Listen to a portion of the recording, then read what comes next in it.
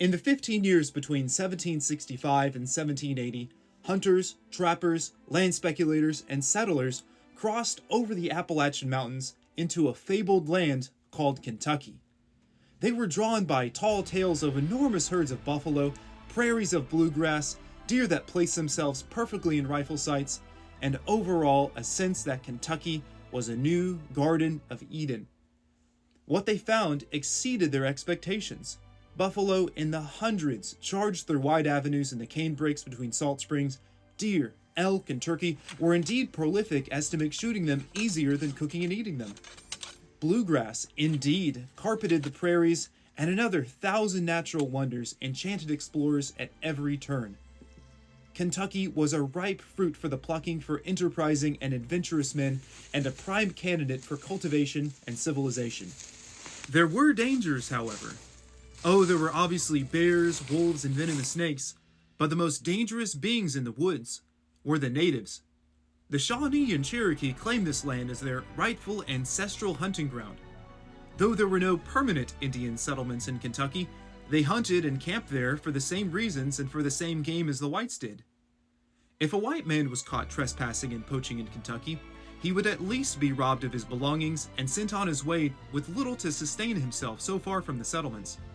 He could also be taken north across the Ohio to the Shawnee towns for execution, or just be brutally tortured and murdered on the spot. The best option, if there was a chance of escape, was to run.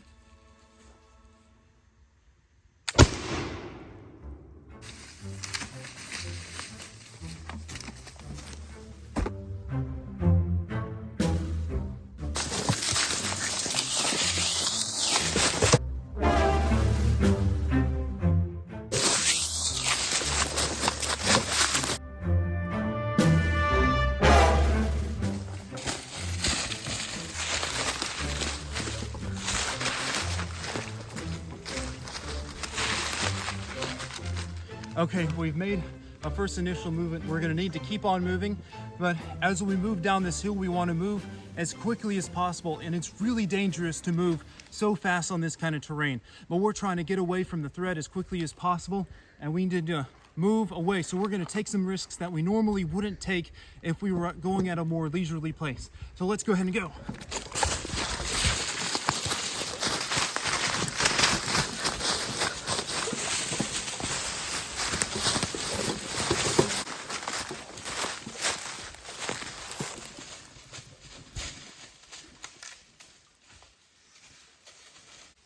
Now remember, the frontiersman would make far more daring escapes than this. I know it doesn't look like on camera, but I'm going as fast as I can down this hill without absolutely busting it. So remember what Daniel Boone did to evade the Indians when he was here in the early 1770s. He actually jumped off a cliff to avoid being captured by the Shawnees. And the Shawnees on top of the cliff watched dumbstruck as he jumped into the top of a maple tree, fell halfway down, grabbed a branch, made his way to the bottom, and then ran to the bank of the Dix River, swam across the river, and ran back up the other slope on the other side. So that's Boone's way of putting a huge amount of distance and difficult terrain between him and his pursuers.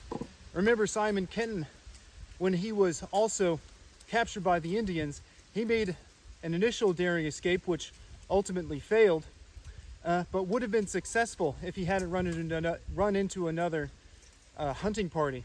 But he escaped from one of the gauntlets that he was running, jumped the gauntlet, and he's completely naked at this time, painted black, and he runs miles and miles across through the Kentucky woods and across the prairies, evading all of his captures.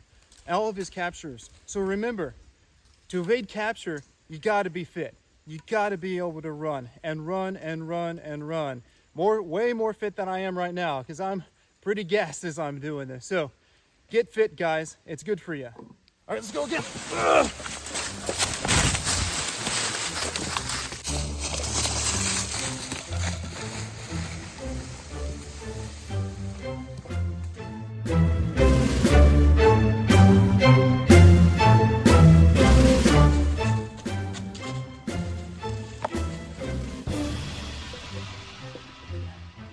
Okay, So we've put a lot of distance between us and our pursuers. Now, what we're gonna have to do is find a place to hide and rest, because we've just run who knows how far to try and get away from them.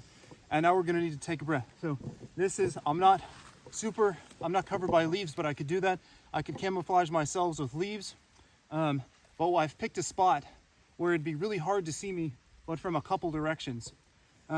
If I camouflage myself a little bit, you probably couldn't even hardly see me from over there. You'd have to get right on top of me here, and you'd have to be right on top of this rise right here. No way you're gonna be able to see me coming either way up this gully. So this is where we're gonna take a quick rest. So let's talk about a few things. Weapon retention. We have to hold on to our weapons. This might mean the difference between life and death. So I'm gonna do my best to hang on to all of my weapons. And you know what? Even if I don't have any of these weapons on me, I'm gonna pick up a stick, because a stick is better than nothing. And if we're talking about modern movements and modern evasion, obviously modern militaries are gonna have far more advanced weapons than the Indians would have if they're pursuing me. Modern militaries are gonna have thermals, night vision, all sorts of advanced detection devices. They're gonna have aircraft with all of those high levels of technology. Obviously, during the 18th century, the Indians aren't going to have any sort of high technology, but they know how to move around in the woods, and they recognize the patterns of the woods like the back of their hand. So they're going to be able to understand and see the signs that even an experienced frontiersman wouldn't necessarily be able to see. So let's go ahead and talk about some of the things that we're going to need to do to disappear and have a much lower profile in the woods. Let's talk about how we can camouflage a little bit better. I'm already in clothing that's relatively well camouflaged with the natural colored linen, my brown leather leggings. Now the thing that's obviously going to stick out the most is this hat. Black sticks out like a sore thumb in the woods. So this is the first thing we're going to need to get rid of. So bye hat.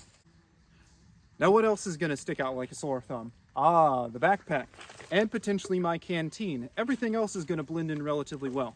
So let's go ahead and get the backpack off.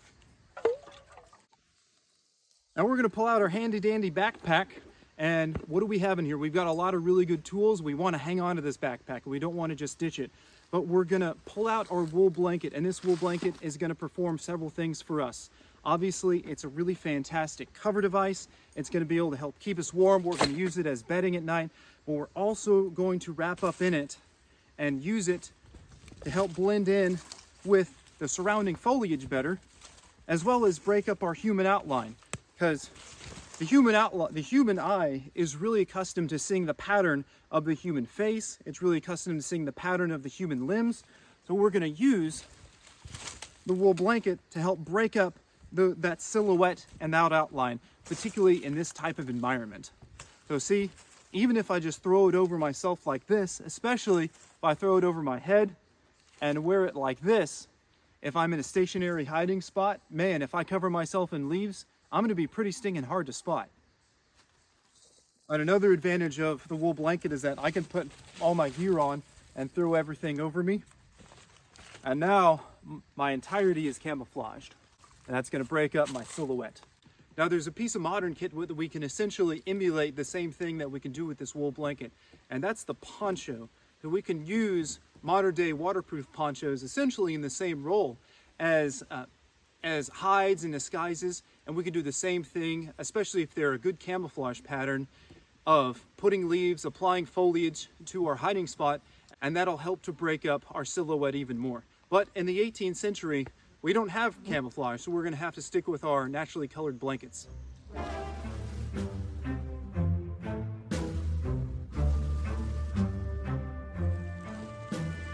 What we're going to want to do now is be quiet. But what we need to do is walk very quietly, and there's some techniques that we can use.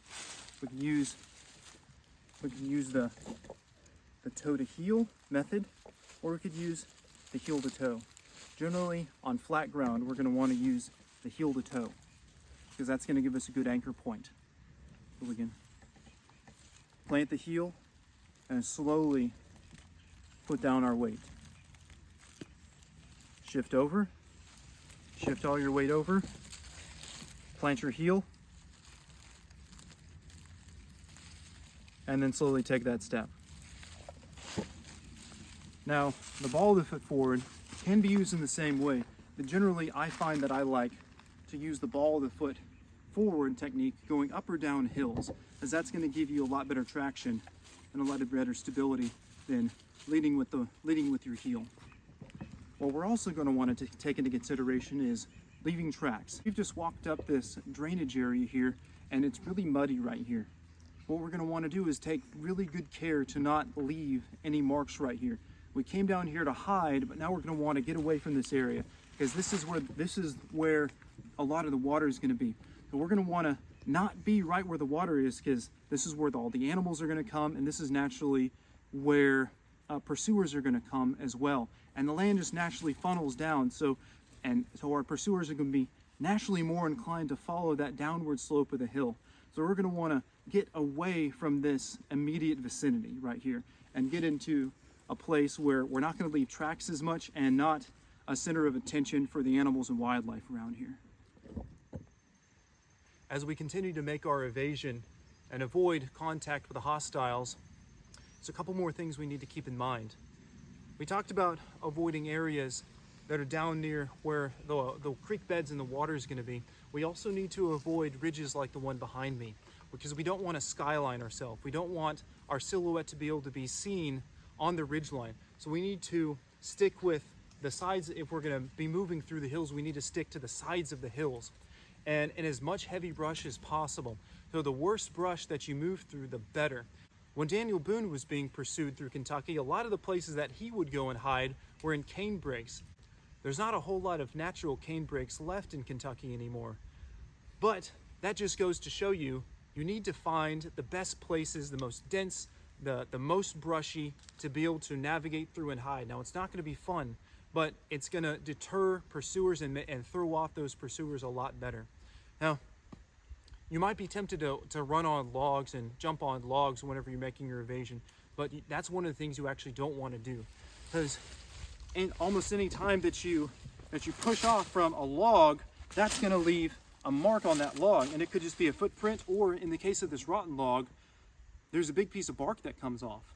So that's going to be a dead giveaway, and anybody that's going to be pursuing you is going to be able to see that sign and know that, hey, I think we got our guy, especially if you've got a really distinct trail to follow as well.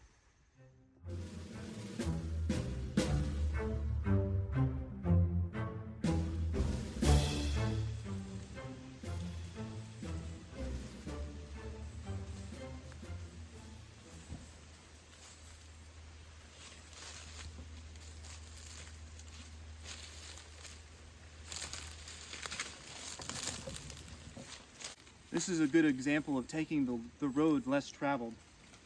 This brush here is gonna, while it's not difficult to walk through, there's several other paths and avenues that would be far easier to walk through. And plus, it's a lot harder to see through the dense foliage here, especially as opposed to, let's say over here on this hillside, where it's super open, and man, anybody would be able to see me almost no matter how well I was camouflaged. So coming through more dense areas like this, or walking up, choosing to walk up a hillside that's covered in foliage such as this one, is going to be far more conducive to remaining unseen. So remember, take the road less traveled, take the harder road than the easier one, and that will help. That'll be another way of deterring followers. Other than our initial fast movement to get away from the immediate danger, unless we're spotted again, we want to go slow. We don't want to rush through things, because here out in the woods, movement is really easy to see, especially sharp, jerky ones. So any movement that we take, we want to be slow and methodical. And the steps we take, we want to be slow and methodical as well. And those slow and methodical movements are going to be far less easy to see than quick, jerky ones. So unless we get discovered again, we want to keep our movements to a much more slower, regulated, and controlled manner.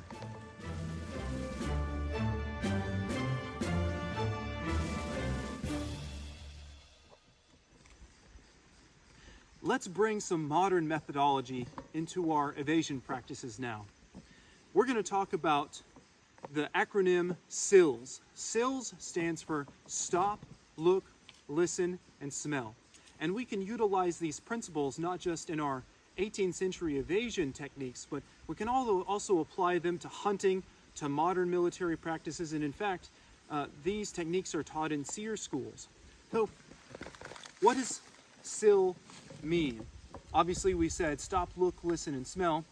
So, stop is going to be, we're going to stop. And we're not going to make any move, we're not going to make a sound. It's going to force us to stop and use our senses and figure out what's going on in the world around us. Look, we're going to look and see if we see anything out of the ordinary. If we're hunting game, we're going to be looking for game. If we're trying to look for another force, we're going to be making observations. If we're trying to evade, we're going to be looking for signs that we're being pursued. We're going to look for, and we're also going to obviously look for actual pursuit. Listen. Listening is a sense that is extremely important out here in the woods. There's a lot of sounds out here, a lot of natural sounds, and we need to become accustomed to those sounds. We need to be able to distinguish what those sounds are. That way we can identify what's a threat and what's not a threat. We also need to be able to identify on our own body what's making noise. How loudly am I stepping? When I'm stepping, am I tending to break branches? Do I need to be more careful when I'm stepping? And also, how much noise is my gear making? People who spend a lot of time out in the woods are going to be very familiar with those smells. So if you have kit that's rattling around, even if it's little jingling or jangling, notice that this hardly doesn't make any sound at all. I've got to really whip my sling back and forth to make noise. But we want to have our kit and gear put together in such a way that is utterly silent. And if it makes noise, it's only the natural sound, the sound of natural material rubbing against each other. So we don't want any jingling, we don't want any clanking. If we've got tinware or copperware in our backpack, we don't want that clattering together. We want everything to be smooth, and we want everything to be as silent as possible. Now, smelling is also a really important sense as well. Again, people who spend a lot of time out in the woods are accustomed to the smells. The smell of smoke and of cooking is very, very prominent out in the woods. So that's going to be one of the things we're going to be looking for. We're going to be looking for those human-made smells. If we were hunting game, we'd be paying attention for the smells of our game and our prey. So we're going to be searching for the sense of the smoke, cooking fires, civilization. We're also going to be looking for that man smell. We smell very strongly in our modern day of modern soaps, detergents, deodorant, perfumes, and obviously back during the 18th century, they're not necessarily going to smell like those things.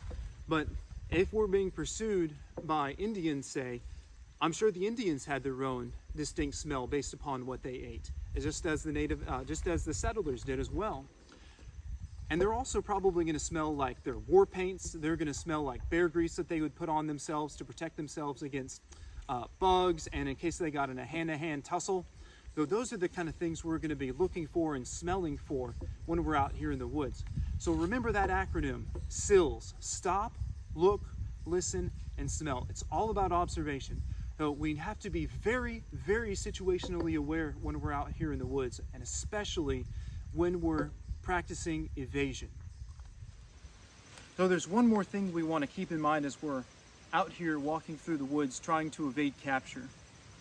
When we pick up our foot, we want to be looking as to where we place it, and as soon as we make contact with the ground, we're going to look up and we're going to scan. So I'm going to scan 5 yards, 10 yards, 50 yards of the horizon. So I'm going to be scanning constantly, back and forth, looking for threats. And as I do that, I'm going to start taking that step and putting that weight onto the rest of my foot. And then I pick up my foot, I look where I'm going to place it, rock onto that foot, and then at that point, I can start to do my scan again. Now every few steps, what I'm going to do is plant and stop and do a 360 scan. And this is all going towards being very, very aware of what's going on around us in the woods here. But we don't want to just be blindly blithering our way through the woods, especially if we're being pursued and tracked. So being very aware of our surroundings is going to, and aware of the noise we're making, is going to be very key to evading capture.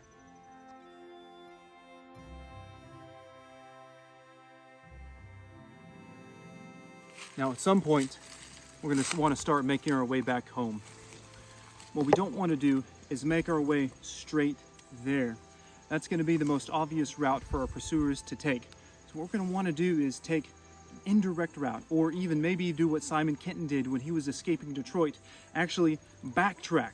Most of the prisoners who were escaping Detroit would walk along the shoreline of the lake there and make their way back to the Ohio and Kentucky settlements from there. But what Kenton did is he went to the north, he went the opposite direction. He went to the northwest and then doubled back on himself through the woods, and it took a lot longer, but he managed to evade capture and ended up back at the Kentucky settlements.